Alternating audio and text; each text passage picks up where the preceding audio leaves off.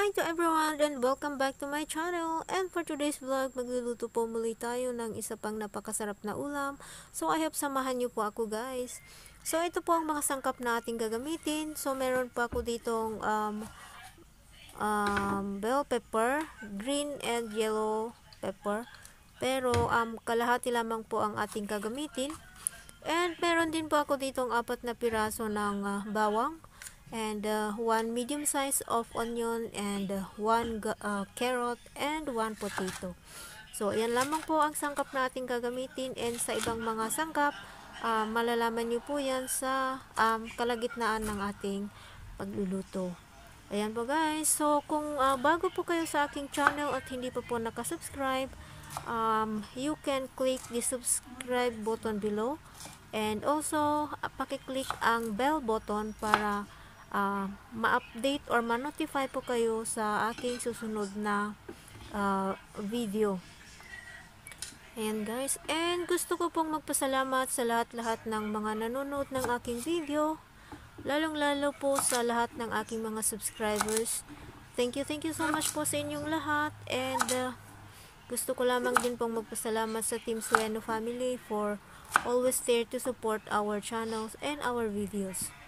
Ayan po guys, maraming salamat again sa inyong lahat, and kung may katanungan lang po kayo or may suggestion sa susunod nating video, pwede po kayong mag-comment sa baba, and pwede rin po kayong i-comments kung saan po kayong bansa nanonood ng aking video, at i-shout out po kayo sa susunod na aking vlog. Ayan guys, so dali lamang po ang ating pagluluto, and this is my version of cooking this dish. This is an all-time favorite of all Filipinos, pero hindi ko masabi na lahat ng mga Filipino ay ito ang paborito nila, but then this dish is a Filipino dish. So ayan guys, sana mapanood nyo po ang aking video hanggang sa dulo. Yan, thank you so much po guys.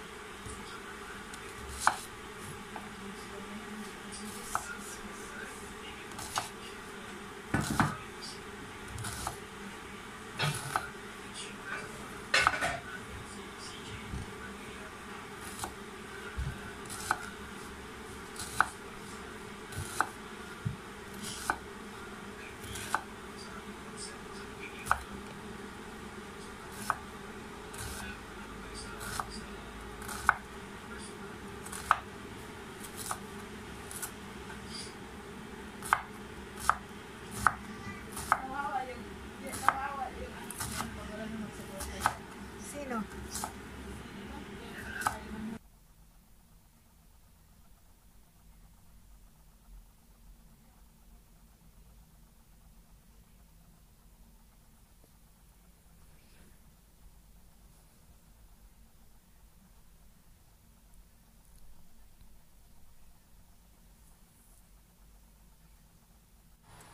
So ayan, so after po natin mahiwa lahat, umpisa na natin ang pagluluto. So naglagay po ako dito ng 2 tablespoon of cooking oil, and atin pong isosote muna ang ating chopped onion.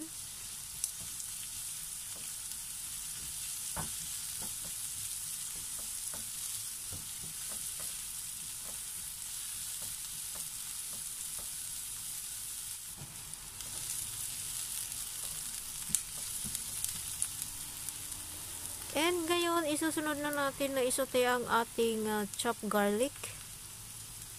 Ayan, and isosote lamang po natin ito ng a few minutes, maybe 1 minute, hanggang sa lumabas po ang aroma ng ating sibuyas at bawang. So pagkatapos po, gumamit po ako dito ng 4 to 5 pieces of chicken thigh. Yun po ang ginamit ko, pero pwede po kayong gumamit ng kahit anong parte ng manok, or pwede rin po kayong gumamit dito ng karne ng baboy. Depende po yan sa gusto nyong ihalo sa inyong lutuin. Ayan guys, so babalik na rin natin kasi nag-brown ng konti, and ituloy natin ang pagluluto ng about 1 to 2 minutes. Ayan, on each side.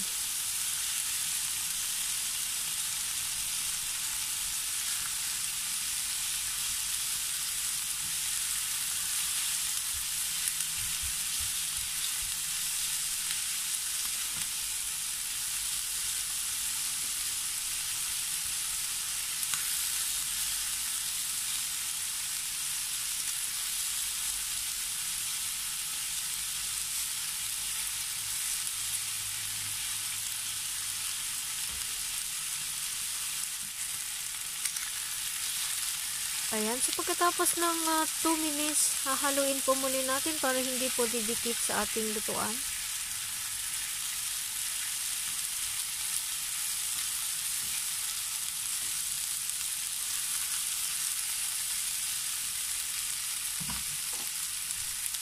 And maglalagay po ako dito ng 1 tablespoon of fish sauce or yung patis.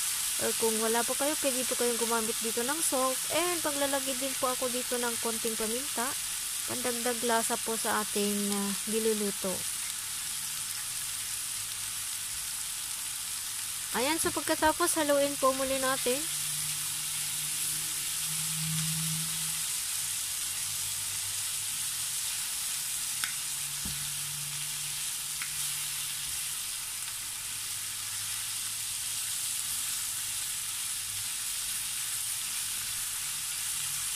Ayan, so pagkatapos nating haluin, takpan po muli natin para ma-absorb ang fish sauce nating nilagay. And ayan, after ng i-check po natin. So, ito na siya.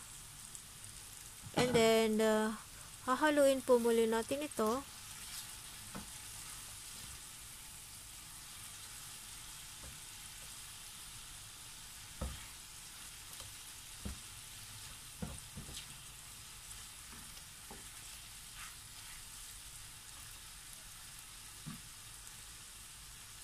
And then pagkatapos maglalagay po ako dito ng 2.5 tablespoon of tomato sauce, or pwede po kayong gumamit dito ng tomato paste, pwede rin po.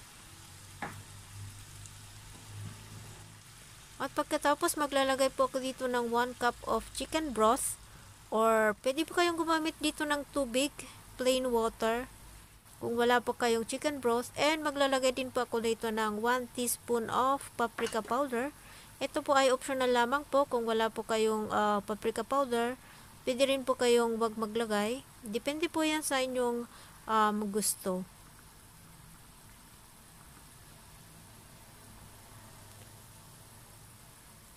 Or kung wala po kayong chicken broth, pwede po kayong maglagay ng 1 piece of nor cube. Saka po natin ito takpan and continue to cook for about 5 minutes. So, ayan guys. So, after 5 minutes, i-check po natin ito. And then, hahaluin po natin. So, lahat po ng ating basic way of cooking, always stir para hindi po yan didikit sa ating lutuan. And ngayon, ilalagay ko po ngayon ang ating patatas and carrot. And then, haluin uli natin.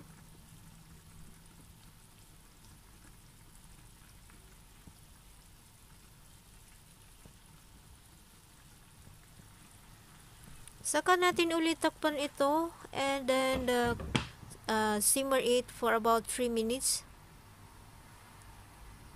And guys, so after 3 minutes, i-check po natin ito, and then hahaluin po muli natin ito.